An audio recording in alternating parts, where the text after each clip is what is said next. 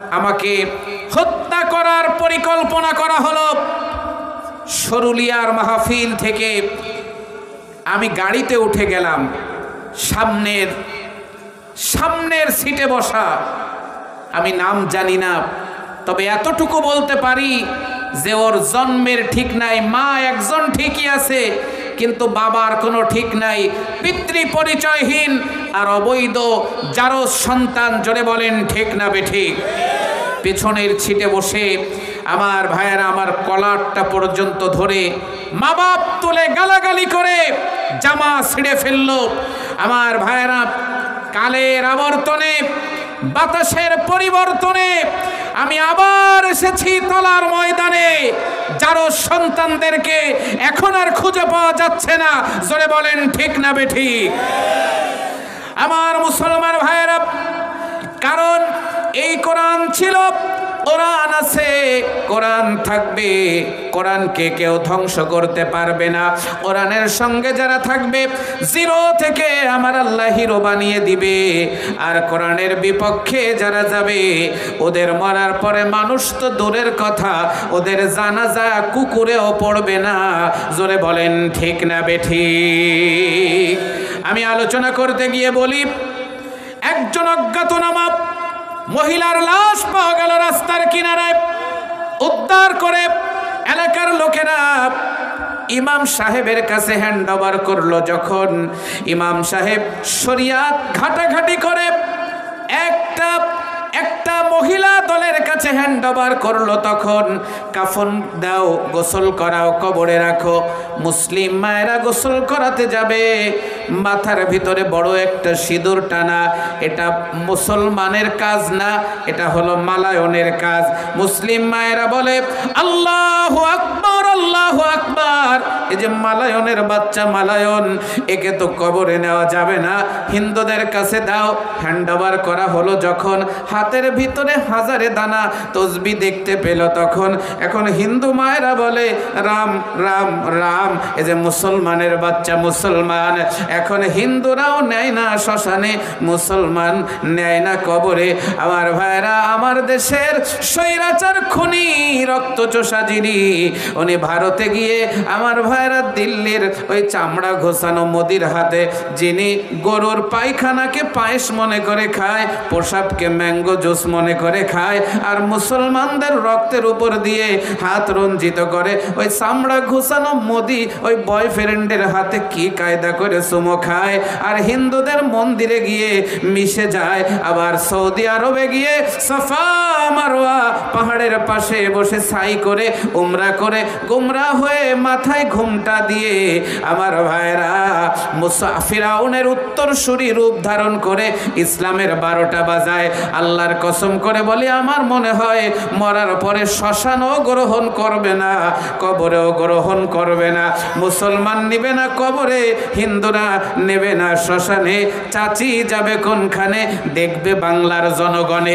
জোরে বলেন ঠিক না বেঠিক? আপনাদের কি কষ্ট হয়ে যাচ্ছে? আমার মুসলমানেরা ভালো করে লক্ষ্য করেন। Come to my point. আল্লাহর নবী, বিশ্ব নবী বললেন, ইন্নী নাযীরুল লাকুম বাইনা ইয়াদাই আযাবিন শাদীদ।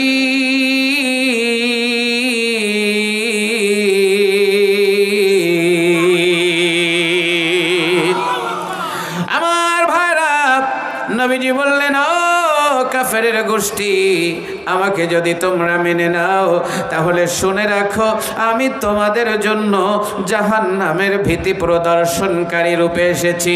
বিশ্ব নবী একথা বললেন যখন গোটা কাফেররা মাথা নিচু করে দিল তখন, কিন্তু মাথা উঁচু রাখলো যিনি, পৃথিবীর নাম্বার 1 বেয়াদব তিনি, নাম হলো তার আবু লাহাব।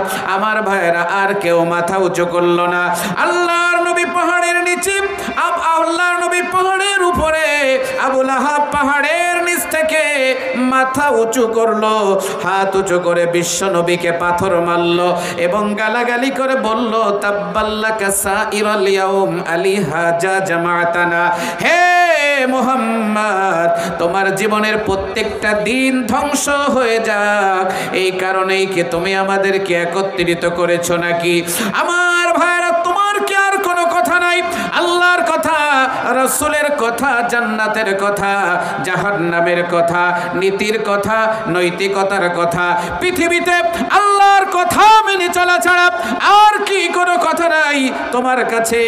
অতএব বোঝা গেল আবুল আহাবদের কাছে আল্লাহর কথার কোনো মর্যাদা নাই, রাসূলের কথার কোনো মর্যাদা নাই, ইসলামের কথার কোনো মর্যাদা নাই, কোরআনের কথার কোনো মর্যাদা নাই। ওদের কাছে আল্লাহর কোরআনের কথার চাইতে যাত্রার প্যান্ডেল আর পুতুল নাচের মর্যাদা অনেক বেশি। বিশ্বাস করো তালার মুসলমানেরা, আজকে এই মুহূর্তে 2 টাকার নর্তকী যিনি বেশ্যা বেয়াদব মমতাজ গজবতুল্লাহ হলেন তিনি। আমার ভাইয়েরা, উনি যদি আজকে এখানে দাঁড়িয়ে নাকের দুল, কানের ফুল, গলার মালা, হাতের বালা, পায়ের নুপুর, কানের ঝুমকা, লিপ লাইনার, মাস্কারা, আস্কারা, আইলিনার, কপালের টিপ, আল্লাহর টুকটুকে শাড়ি আর পেন্সিল শু পরে তলপেট ডাইন সাইড বের করে দিয়ে যদি কোমর দোলানি দিত, 80 বছরের বুড়োর শরীরে 20 বছরের যৌবনের পাওয়ার চলে আসে, যৌবন ওনারে ঝাঁকাঝাঁকি করত, সামনে আসার জন্য ঠেলাঠেলি আরম্ভ হয়ে যেত। চিৎকার করে বলেন ঠিক না বেঠিক? আমার মুসলমান ভাইরা, ভালো করে লক্ষ্য করেন, নবীজি মনটা খারাপ করে ফেললেন। আমার ভাইরা, আল্লাহ পাক ডাক দিয়ে বললেন, জিবরাইল আর করো না দেরি, চলে যাও তাড়াতাড়ি। আবুল আহাবের মুখটা ব্যস্ত আমার নবীর ধ্বংস কামনায়, হাত দিয়ে আমার নবীকে পাথর মারতে চায়। আমি আল্লাহর কি আর সহ্য হয়? জিবরাইল আমার নবীকে জানিয়ে দাও, একটা দিনও আমার নবীর জীবনের ধ্বংস হবে না, বরং যে আমার নবীকে অভিশাপ দিয়েছে আমি আল্লাহ নিজেই তাকে অভিশাপ দিলাম। তাব্বাত ইয়াদা আবি লাহাবি ওয়া তাব, ধ্বংস হোক আবুল আহাবের 2 হাত, ধ্বংস হোক আবুল আহাব নিজেও। কলিজার টুকরা সংগ্রামী আমার ভাইরা, ওইখানে অনেকে আছেন কারাবরণকারী, স্বৈরাচার, আয়না ঘর বানিয়ে আমাদেরকে আয়না ঘরে রেখে জুলুম নির্যাতন করেছে। আমার বাংলা মায়ের সন্তানেরা যেই বোতলে প্রসাব করেছে ওই বোতলেই পানি খেয়েছে। আমার ভাইরা, জুলুম আর অত্যাচারের মাত্রা বেড়ে গেল যখন, স্বৈরাচারকে দিল্লিতে আমার আল্লাহ পাচার করে দিলেন, তখন আল্লাহর ক্ষমতা জোরে বলা লাগবে আছে না নেই? আমার কলিজার টুকরা মুসলমানেরা, আল্লাহ রাব্বুল আলামিন বলেন, আমি আল্লাহ নিজেই তাকে অভিশাপ দিলাম। আমার ভাইয়েরা, আমি একটি বিশুদ্ধ পিওর অ্যান্ড সলিড হাদিস দিয়ে সূরা লাহাবের, এই কোরআনুল কারীমের সূরাতুল লাহাবের শানে নুজুলটা বর্ণনা করে ফেলেছি।